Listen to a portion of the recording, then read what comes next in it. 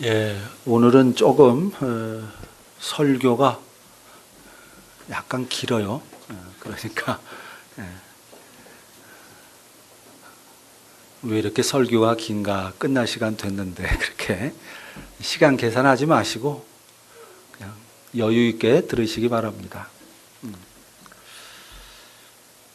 우리는 지금 성령의 열매를 하나하나 살펴보고 있는 중입니다. 제일 먼저 사랑을 살펴봤고요. 두 번째로 희락을 살펴봤습니다. 오늘은 세 번째로 화평에 대하여 살펴보겠습니다. 이 화평은요, 그리스어로 에이레네입니다. 이 그리스어 에이레네는 그 히브리어 샬롬, 이 평화, 평강, 평안, 이걸 뜻하는 그 샬롬이라는 것과 같은 뜻입니다. 그래서 그리스 사람들이 구약 성경을 헬라어로 번역할 때 이 샬롬을 에이레네 이렇게 번역을 했습니다.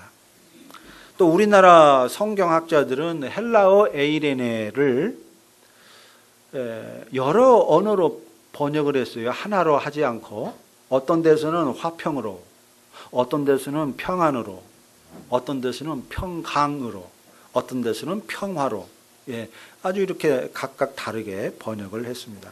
하지만 다 같은 말입니다. 평화, 평강, 화평, 평안, 이게 다 헬라어로는 에이레네예요. 에이레네.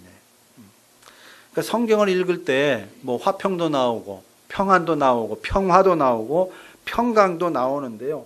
이게 다 다른 뜻이 아니에요. 다 에이레네, 샬롬을 뜻하는 같은 말이라고 생각하면서 우리가 읽어야 합니다. 자, 그러면 이 에이레네, 화평, 평강, 이건 과연 뭘까요? 성령의 열매로서의 화평, 이건 과연 무엇일까요? 단지 마음에 두려움이나 염려, 공포나 불안이 없는 상태, 그런 것일까요? 단지 근심이나 걱정이 없는 것일까요? 우리는 화평, 평강 그러면 대뜸 마음의 문제라는 생각이 앞섭니다. 생활은 제껴놓고 그냥 마음이 평안한 거, 마음의 근심이나 염려, 두려움 같은 게 없는 상태, 이런 게 화평이다, 평강이다, 이런 생각이 앞섭니다. 그러나 화평은 단순히 이 마음이 평안한 상태를 의미하지 않습니다. 화평은 모든 관계가 정상적인 데서 오는 삶의 정상성입니다. 삶의 정상성.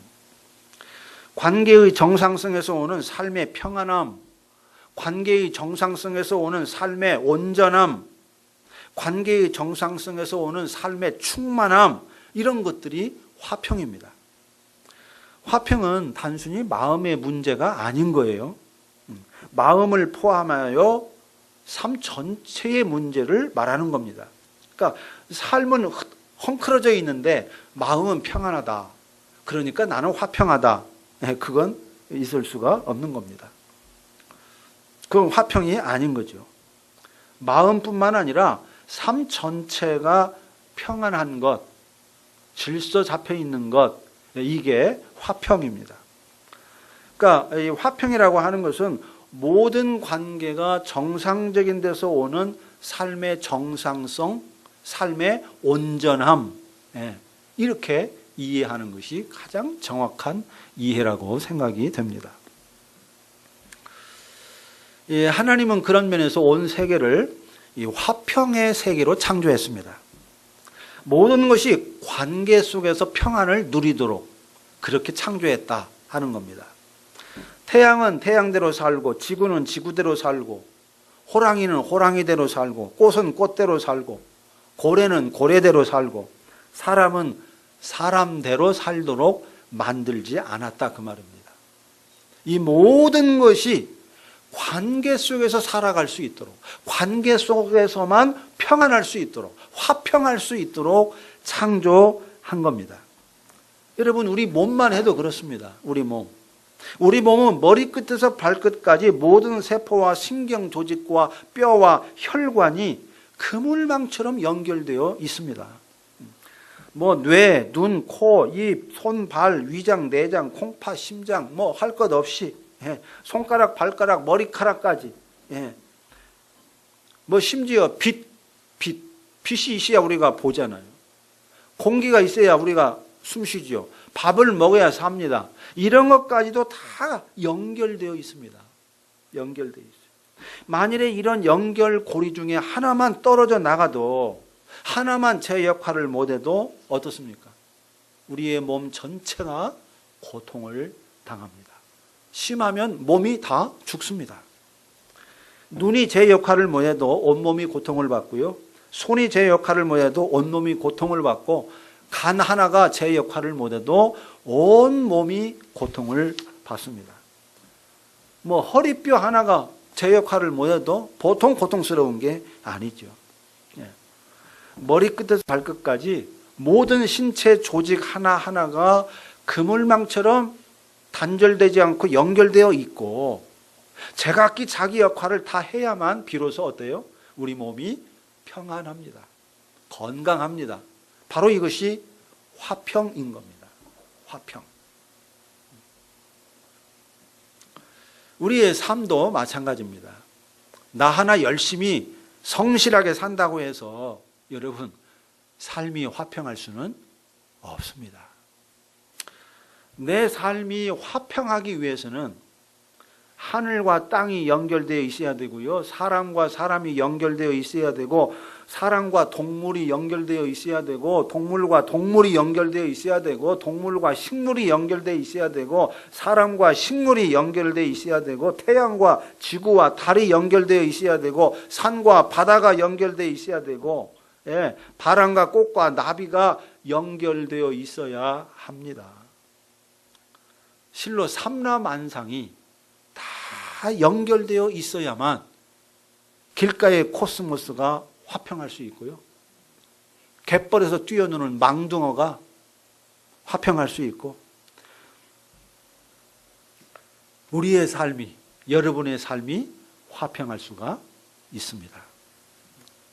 태양이 화평해야 내 삶이 화평할 수 있고, 지구가 화평해야 내 삶이 화평할 수 있고, 산과 바다와 강이 화평해야 내 삶이 화평할 수 있고, 닭이 화평해야 내 삶이 화평할 수 있습니다. 닭이 화평하지 않으면 여러분 얼마나 불편합니까? 계란을 먹을 수가 없어요. 돼지나 소가 화평하지 않으면 여러분 우리 삶이 화평할 수 없습니다. 네가 화평해야 내가 화평할 수가 있습니다. 화평이라고 하는 것은 이런 거예요. 모든 관계의 그물망이 정상적으로 연결되어 있고, 또한 뭐예요? 정상적으로 작동할 때 찾아오는 삶의 안정감, 삶의 온전함, 삶의 건강함, 이것이 바로 화평인 것입니다. 하나님은 이런 세계, 화평의 질서가 충만한 세계를 창조했습니다. 그런데 화평의 질서로 충만했던 이 세계가 어떻게 됐습니까? 깡그리 무너졌습니다. 모든 게 절단이 났습니다. 비가시적 세계인 하늘과 가시적 세계인 땅의 관계가 끊어지고, 남자와 여자의 관계, 형제와 형제의 관계도 형편없이 망가졌습니다. 사람과 땅의 관계도 아주 험악해졌습니다. 사람과 동물의 관계, 동물과 동물의 관계, 사람과 식물의 관계, 식물과 식물의 관계, 지구와 태양의 관계, 지구와 달의 관계도 많이 헝클어졌습니다. 그래서 만물이 고통하며 신음하고 있는 겁니다. 여러분, 우리만 신음하는 게 아니에요. 사람만 신음하며 살고 있는 건 아닙니다.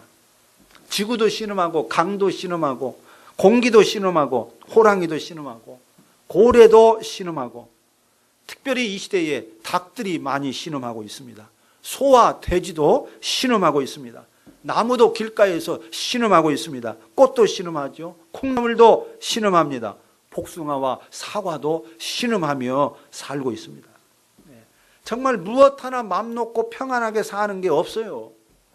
먹고 먹히는 이 적자 생존의 정글에서 잡아먹힐세라 쉼없이 경계하면서 아주 초조하게 살아가고 있습니다. 제가 동물들을 관찰해 보니까 그래요. 개도 그렇고 고양이도 그렇고요.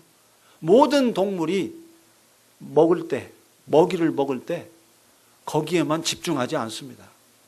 항상 주변을 살핍니다. 경계를 해요. 경계하면서 먹이를 먹어요. 제가 그거를 아주 많이 봤어요.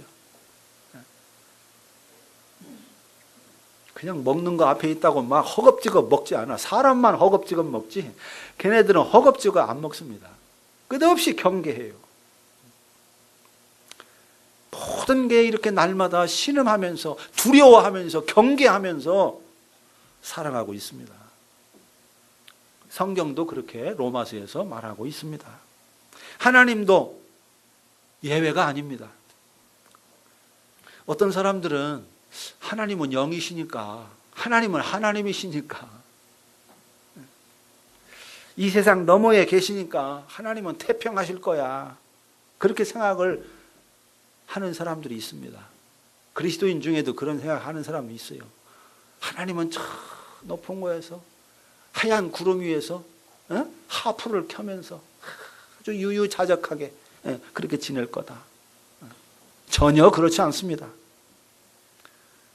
하나님도 세상처럼 신음하십니다. 아니 사실은요, 하나님이 가장 깊이 아파하시고 신음하십니다.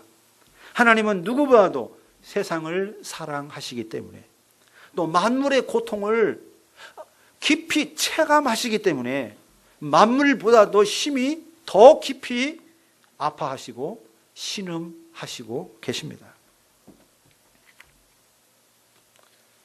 여러분, 왜 이렇게 된 걸까요? 화평의 질서로 아름다웠던 이 세계가 왜 이토록 불화가 가득한 세계가 된 걸까요? 다시 말씀드리지만 이 세계는 본래 하나님 보시기에 아주 좋았던 세상이었습니다.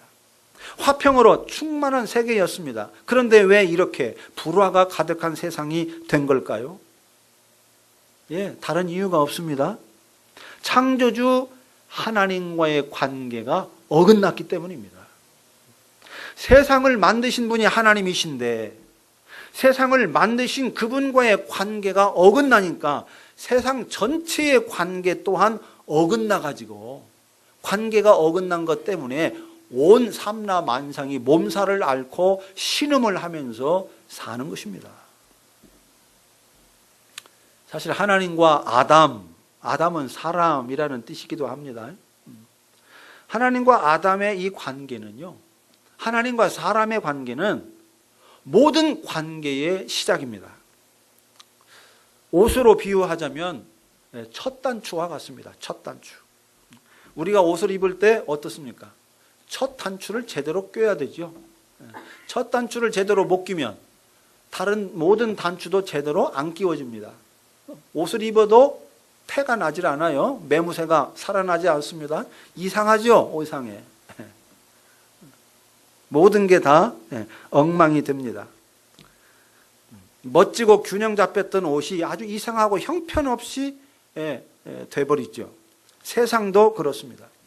하나님과 사람의 관계는 이 옷의 첫 단추와 같은데, 이 관계, 하나님과 사람의 이 관계가 어긋나면 다른 관계도 다 연달아서 어긋날 수밖에 없습니다. 그리고 모든 관계가 어긋나면 온 세상 또한 엉망진창일 수밖에 없는 거죠. 원래 디자이너가 생각했던 옷 매무새가 안 나와. 형편없이 일그러져요. 이 세계가 지금 일그러진 겁니다. 하나님이 디자인한 모습이 전혀 아닌 거예요. 아주 흉측한 모습으로 돌변했습니다.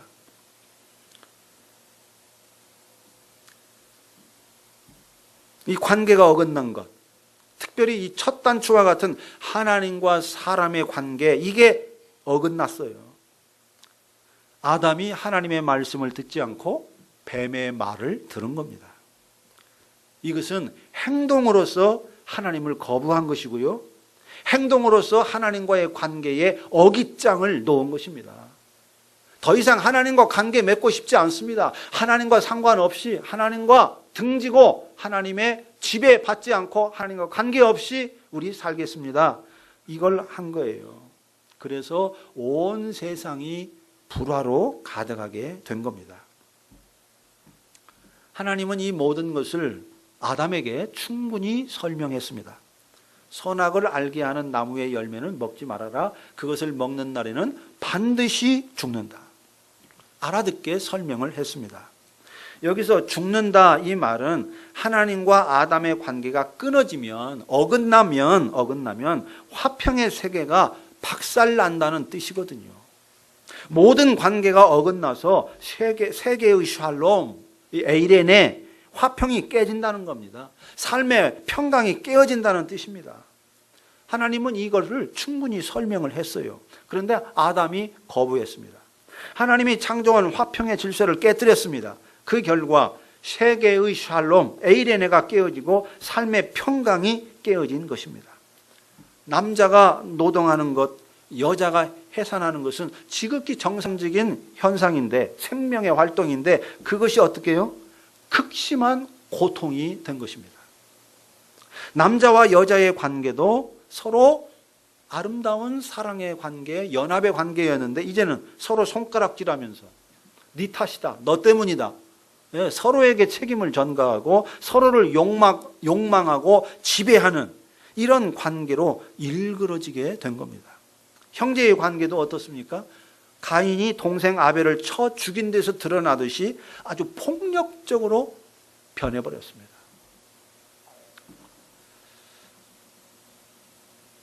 하나님과의 관계가 어긋나서 나타나는 잇따른 현상들이 성경에 기록되어 있는 거죠. 인류의 역사도 보십시오. 인류의 역사라는 건 한마디로 말하면 전쟁과 폭력과 배반의 역사였습니다. 툭하면 돌아서고 툭하면 속이고 툭하면 싸우고 툭하면 죽이는 그런 전쟁과 폭력과 배반의 역사였습니다. 인간은 정말 수없이 많은 이유로 전쟁을 했습니다. 아니 정직하게 말하면 이유 같지도 않은 이유로 전쟁을 했습니다. 어디 전쟁만 했습니까? 같은 종족을 노예로 부리고 온갖 억압과 폭력을 행하고 우리가 상상할 수 있는 온갖 악한 짓을 다 했습니다. 뭐 동물과 식물에게 땅에게만 한 게 아니라 같은 종족끼리 같은 종족에게 온갖 악행을 다 저질렀습니다. 여러분 동물은요 같은 종끼리는 해치지 않습니다. 같은 종은 잡아먹지 않아요. 죽이지 않아요. 소가 소를 죽이지 않습니다. 사람만 같은 종을 죽입니다. 지금도 같은 종족을 대량으로 살상하기 위해서 최첨단 과학기술을 개발하고 있습니다. 같은 종족을 살상하기 위해서 무기를 수출하기도 하고 수입하기도 합니다. 조금만 깊이 생각해 보면 정말 미친 짓입니다. 미쳐도 보통 미친 짓이 아닙니다. 그런데도 인간은 오늘 또 이 미친 짓을 계속하고 있습니다. 세계 최강국인 미국은 무기를 수출해서 엄청난 국가 이득을 챙기고 있지요. 우리나라도 힘이 강하게 되면 무기를 팔아서 돈을 벌게 될 겁니다. 이게 세계의 현실입니다. 요즘은 말이죠. 아예 이 소시민의 삶까지도 다 전쟁입니다. 지금 모든 사람은 경쟁이라는 이름의 전쟁을 하고 있습니다. 누가 더 많은 돈을 버는가? 누가 더 높은 자리에 오른가?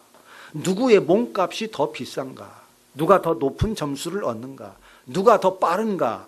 누가 더 유명한가? 누가 더 고급 제품을 쓰는가? 누가 더 멋진가? 이런 경쟁을 하고 있습니다. 요즘은 아예 엄마 뱃속에서 태어나는 순간부터 어쩌면 엄마 뱃속에 있을 때부터 엄마에 의해서 경쟁에 뛰어들고요. 죽는 순간까지 경쟁에서 자유롭지 못합니다. 삶 전체가 그야말로 피말리는 경쟁의 연속입니다. 경쟁. 이게 삶의 현실이 됐습니다. 삶이 곧 경쟁이고요. 경쟁이 곧 삶이 되는 그런 세상이 됐습니다. 우리는 지금 그런 세상을 살고 있습니다. 이 세상을 현실에서 벗어날 수 없어요. 이 경쟁의 현실에서. 어느 누구도. 자, 이런 세상에서는요, 영원한 승자가 있을 수 없습니다. 순간의 승자, 잠깐의 승자는 더러 있겠지만은 그 승자도 결국은 패배자로 추락하고야 맙니다. 모든 것이 경쟁체제인 사회에서는 어쩔 수가 없어요. 모든 인간이 패배자일 수밖에 없습니다. 살면 살수록 결국은 패배자가 되는 것, 이게 이 시대입니다. 그러니까 지금 우리가 살고 있는 이 사회는요, 패배자만 양산하는 사회입니다. 패배자만 양산하는 사회. 실례로 안철수 씨는 그동안에 패배가 없는 삶을 살았죠. 근데 이번에 대통령 선거에서 패배했습니다. 패배하지 않는 인생은 없어요. 모두가 다 결국은 패배자가 됩니다. 패배자만 양산하는 사회, 패배자만 양산하는 사회. 이게 경쟁 체제의 이 사회입니다. 그런데도 우리는 이런 사회 시스템을 바꾸지 못한 채 그 시스템에 갇혀 살고 있습니다. 이 시스템은 바꿀 수 없다. 그러니까 이 시스템을 인정하고 이 시스템 속에서라도 잠깐의 승자가 되어보자. 잠깐의 승자가 되어보자. 그러면서 각자 도생을 하고 있습니다. 이게 다 이 관계가 어긋났기 때문에 빚어지는 재앙입니다.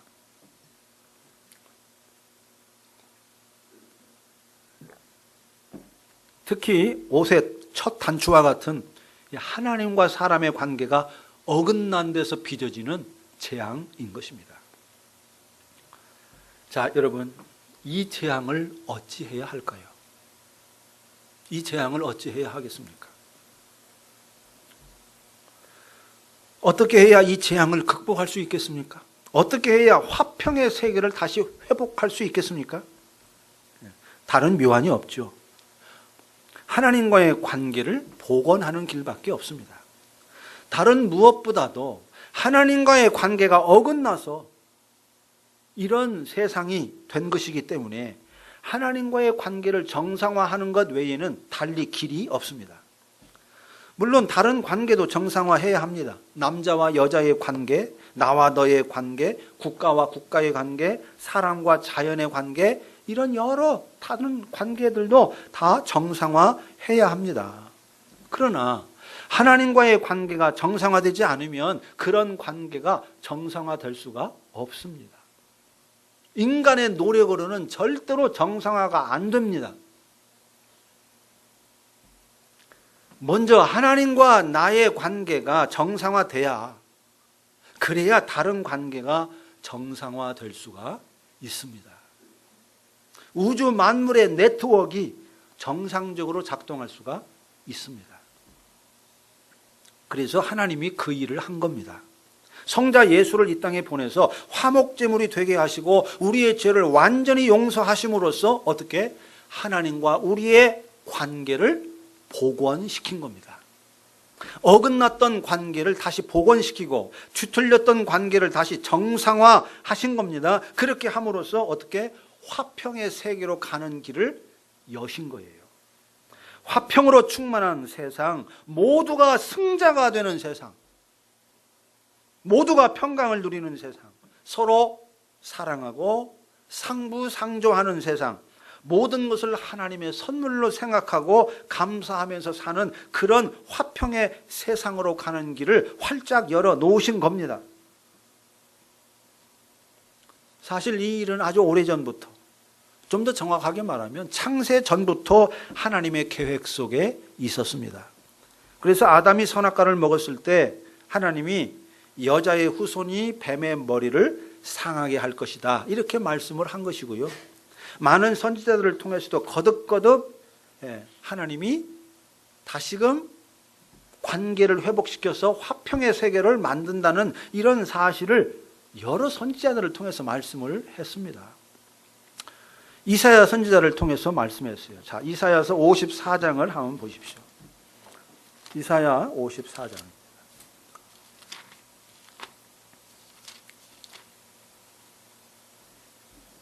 9절과 10절만 보겠습니다.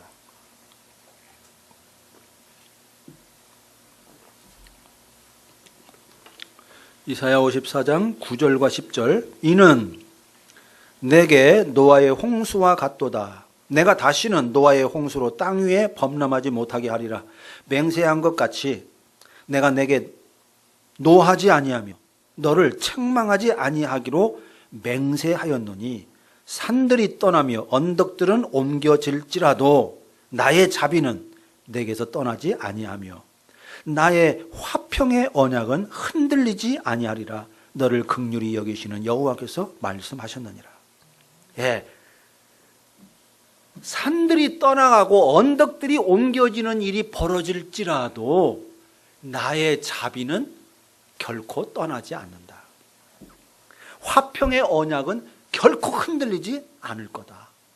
화평의 언약을 맺겠다는 겁니다. 영원히 흔들리지 않는 화평의 언약, 내가 너희와 맺는다. 네. 화평의 언약을 말씀했어요. 자, 에스겔 선지자를 통해서 말씀한 거 보십시오. 자, 에스겔서 34장입니다. 에스겔서 34장 25절부터 보겠습니다. 25절부터 28절까지.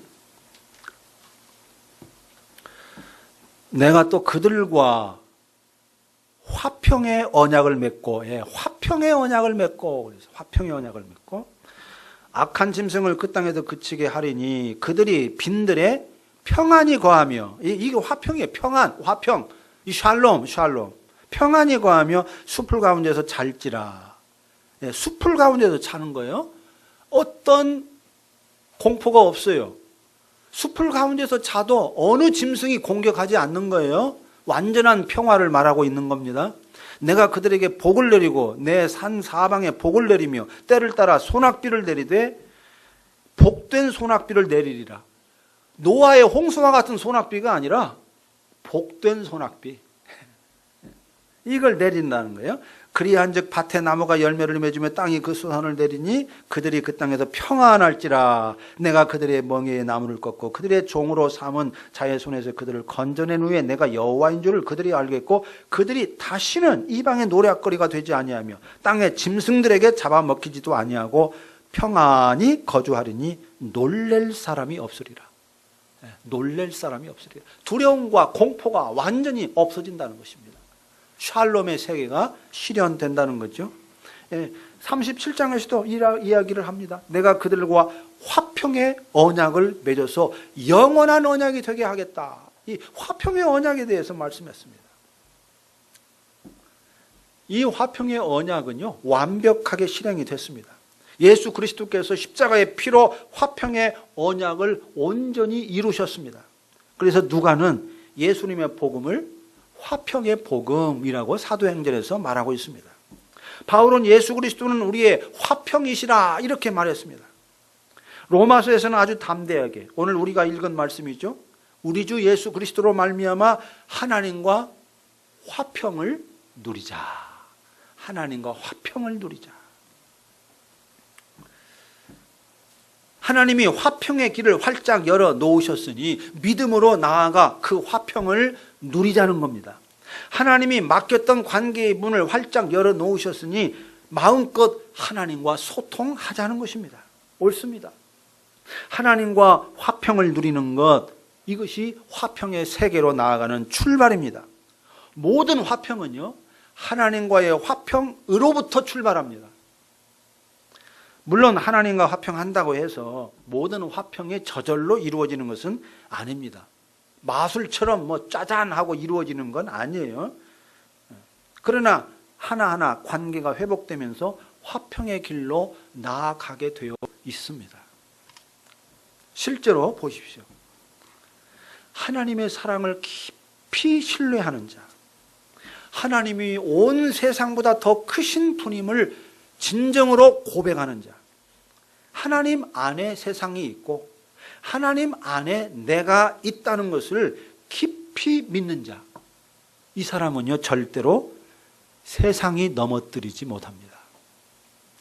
돈으로도 넘어뜨리지 못하고 권세로도 넘어뜨리지 못하고 어떤 유혹으로도 넘어뜨리지 못합니다. 그런 사람은 세상 앞에서 겁먹지 않습니다. 하나님이 세상보다 크신 분이라는 것을 알기 때문에 세상 앞에서 겁먹지 않아요. 어떤 고난 앞에서도 주눅들지 않습니다. 아무리 험한 세파가 밀려와도 흔들리지 않습니다. 모든 것을 넉넉히 이겨냅니다. 물론 쉽지는 않죠. 그러나 항상 담대하게 아주 평안하게 이겨냅니다. 심령에도 평강이 임하고 삶에도 화평이 넘칩니다. 하나님의 사람 다윗은 고백했습니다. 내가 비록 사망의 음침한 골짜기를 간다 하더라도 해를 두려워하지 않은 것은 주께서 나와 함께 하기 때문이다. 주의 지팡이와 막대기가 나를 안위하시기 때문이다. 여호와가 나의 목자이시기 때문이다. 사망의 음침한 골짜기를 다닐지라도 해를 두려워하지 않는 거예요. 이 평강, 이 화평, 이게 하나님과의 화평으로 인해서 이 화평이 나에게 있다고 고백한 겁니다. 바울은요, 재판을 받기 위해서 로마로 압송되어 갈 때 유라굴로라는 폭풍을 만납니다. 그때 배에 있던 모든 사람들이 두려워 떨었습니다.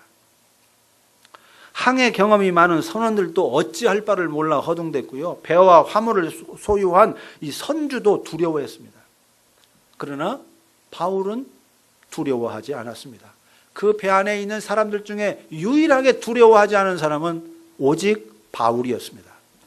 바울은요, 항해 전문가도 아니었습니다. 배를 소유한 선주도 아니었습니다. 많은 화물을 싣고 가는 무역상도 아니었습니다. 그는 호송 중인 괴수에 불과했습니다. 그는 죄수에 불과했어요. 그러나 거친 풍랑 앞에서도 두려워하지 않았습니다. 바울은 심히 두려워하는 사람들에게 이렇게 외쳤습니다. 여러분이요, 안심하라. 나는 내게 말씀하신 그대로 되리라고 하나님을 믿노라. 그렇게 사람들을 진정시켰습니다. 그렇습니다. 하나님이 폭풍보다 크신 분이라는 걸 알았기 때문에, 폭풍보다 크신 하나님을 깊이 신뢰했기 때문에 바울은 풍랑 가운데서도 화평할 수 있었던 겁니다. 화평은 돈에서 나오지 않습니다. 화평은 권력에서 나오지 않습니다. 명예에서 나오지 않습니다. 인기에서 나오지 않습니다. 화평은 하나님이 나의 구원자시고 하나님이 나의 목자임을 깊이 신뢰하는 데서 나옵니다. 하나님과의 화평에서 나옵니다. 잠언은 여호와를 경외하는 것이 지식의 근본이라고 말합니다. 여호와를 경외하는 것이 지식의 근본이다. 화평도 그렇습니다. 여러분, 여호와를 경외하는 것이 화평의 근본입니다. 여호와를 경외한다, 이 말은 하나님을 최고로 높인다, 그런 뜻입니다. 하나님을 내 삶의 최우선순위에 모시고 따른다, 그런 뜻이에요. 거기에 그것이 화평의 근본인 겁니다. 그런데 여러분, 이 시대는요, 바로 그것을 방해합니다. 하나님을 깊이 신뢰하지 못하도록 방해하고요, 하나님을 내 삶의 최우선순위에 모시지 못하도록 끝없이 방해합니다. 잘 아시는 대로 오늘 이 시대는 모든 것을 상대화하는 시대입니다.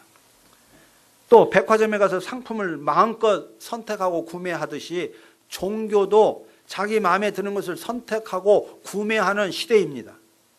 예수를 선택할 수도 있고 마호메트를 선택할 수도 있고 부처를 선택할 수도 있고 공자를 선택할 수도 있고 신흥 종교를 선택할 수도 있고 아무 종교도 선택하지 않을 수가 있습니다. 이건 개인의 권리라고 생각합니다. 이런 시대이기 때문에 이런 시대에 예수가 길이고 진리고 생명이다 이렇게 말하면 사람들이 다 비웃습니다. 하나님은 오직 한 분뿐이다 이렇게 말해도 사람들이 다 비웃어버립니다. 이 시대는 하나님을 많은 신들 중에 n분의 1이라고 생각합니다. 신은 없을 수도 있고 혹시 있다 하더라도 수많은 신들 중에 하나님은 그 중에 한 분에 불과하다 이렇게 생각해요. 내가 여러 신 중에 선택할 수 있어. 하나님 말고 다른 신 선택해도 아무 문제 없어. 너는 하나님 선택해. 나는 다른 신 선택할 거야. 선택사항이 된 거예요. 선택사항.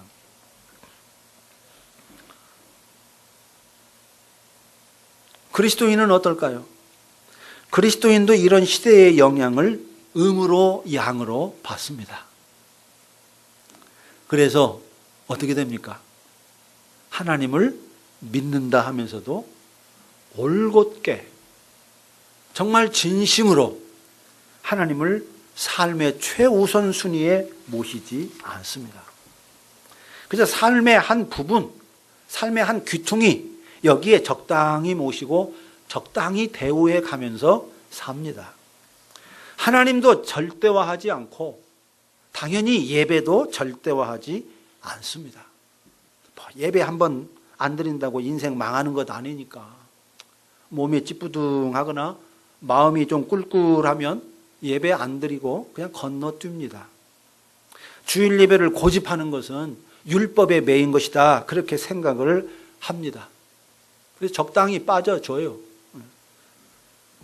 한마디로 말해서 상당수 그리스도인들이 하나님을 경외하지 않는 겁니다.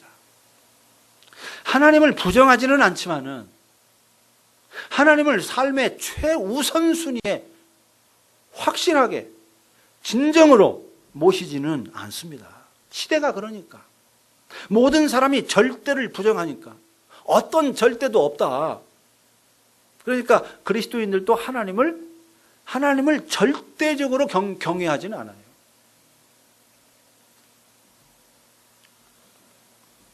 그러니 여러분, 삶의 화평이 있을 수 있겠습니까? 불가능하죠. 세상 사람과 똑같이 불안해하고 불화하고 요동할 수밖에 없습니다. 아무리 예수를 믿어도 세상 사람들과 똑같이 자본주의에 휩쓸리고 소비 문화에 휩쓸리고 경쟁에 휩쓸리고 개인주의에 휩쓸리고 상대주의에 휩쓸릴 수밖에 없습니다. 하나님을 경외하지 않으니까, 하나님을 삶의 최우선순위에 모시지 않으니까, 하나님을 믿는다고 하지만 대부분 신용만 하고 있으니까 화평이 없는 겁니다. 우리도 마찬가지예요. 우리도 한번 여러분 생각해 보십시오. 이 시간에 만일에 내 삶이 화평하지 못하다면 이유는 명백한 것이죠. 하나님을 삶의 최우선 순위에 모시지 않기 때문입니다. 하나님을 믿는다고 하지만 신용만 하고 있기 때문에 화평이 없는 거예요. 물론 화평이 쉬운 일은 아니에요. 완전할 수도 없습니다. 그럼에도 불구하고 화평이 있어야 됩니다. 근데 화평이 없다면 그건 다른 이유가 없는 거죠. 하나님을 경외하지 않기 때문입니다. 오늘날 많은 그리스도인이 그렇습니다. 시대 속에서 시대의 영향을 받아가지고 하나님을 경외하지 않습니다. 경외하는 신용만 하지 마음 깊은 곳으로부터 경외하지는 않습니다. 세상 앞에서 치열한 경쟁 앞에서 하나님은 언제나 뒤로 밀립니다. 하나님은 항상 후순위예요. 후순위. 하나님은 이거 해결되고 나면 이게 우선이고 하나님은 항상 뒷방입니다. 뒤에 처져요. 하나님의 뜻 거의 무시됩니다. 시대가 그렇고 그런 시대의 영향 아래에서 대부분의 그리스도인들이 그렇게 살고 있습니다. 이 시대는 정말 하나님을 경외하지 않는 시대입니다. 하나님을 이용하기만 하지 하나님을 경외하지는 않습니다. 이런 시대에 감히 말씀을 드립니다. 여러분, 하나님을 진실로 경외하시기 바랍니다. 신용만 하지 말고 진정으로 경외하십시오. 내 삶의 최우선순위는 하나님이다. 이게 내 삶과 내 가정의 대원칙으로 삼으십시오. 자녀들에게 하나님과 관련된 일을 절대로 뒤로 미루지 마십시오.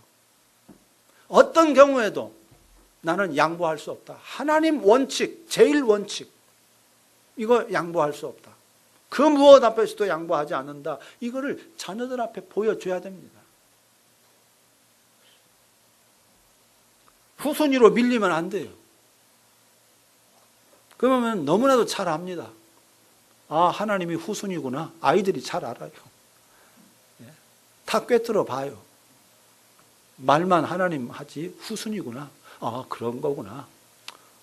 나도 그렇게 하나님 후순위로 살아가는 게 그냥 뭐 이 시대 자연스러운 일이라고 생각을 하는 거예요. 결코 거기서 양보하면 안 됩니다. 하나님을 경외하십시오. 그러면 정령 화평이 임할 것입니다. 그 무엇에도 흔들리지 않는 화평이 임할 것입니다. 지금까지 성령의 열매 중에서 사랑, 희락, 화평을 살펴봤습니다. 사랑, 희락, 화평, 이 세 가지는 가장 빛나는 삶의 보석입니다. 삶에는 수많은 것들이 있습니다. 헤아릴 수 없이 많은 것들이 필요합니다. 그렇지만 사랑, 희락, 화평보다 더 삶을 빛나게 하고 더 삶을 아름답게 하고 삶을 충만하게 하고 삶을 창조적이게 하고 삶을 부유하게 하고 삶을 복되게 하고 삶을 영광스럽게 하는 것은 없습니다. 사랑, 희락, 화평, 이것은 정말 보석 중의 보석입니다. 보석 중의 보석이에요. 이 보석이 여기저기에 깔려있는 삶을 사는 것, 이게 가장 인생을 잘 사는 거예요.